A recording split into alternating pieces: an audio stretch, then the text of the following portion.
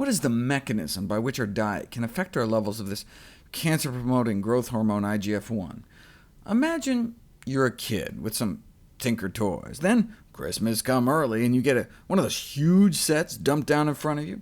All excited with this new load of building raw materials, you may really start scaling up. And basically, it's the same thing with your liver and insulin like growth factor 1. When you dump a load of protein on your body, your liver's like, whoa, look at all this. What are we going to do with it all? We can't just waste it. We got to do something with it. Let's just start growing stuff. Add a few new additions, maybe a new wing. So your liver decides to start pumping out IGF-1 to tell all the cells in the body, it's growing time. Be fruitful and multiply. Spare no expense. Go crazy. Look how much excess protein we got to work with. The problem, of course, is that some of the new additions may be tumors. When you're a fully grown adult, cell growth is something we want to slow down, not accelerate. So one might imagine the goal would be to maintain adequate but non-excessive overall protein intake. But wait a second.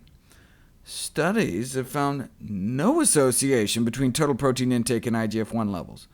Doesn't that just go against everything I just said? But these studies didn't take into account animal versus plant protein. In this study of meat-eaters, vegetarians, and vegans, they found no significant difference in IGF levels between people eating lots of protein compared to people eating less protein. But before ditching the theory that excessive protein intake boosts the levels of IGF-1, they decided to break it down into animal protein versus plant protein. Higher IGF-1 levels were just associated with animal protein intake. In fact, the plant protein seemed to decrease IGF-1 levels. So no wonder there was no net effect of total protein intake. Animal protein appears to send a much different signal to our livers than most plant proteins.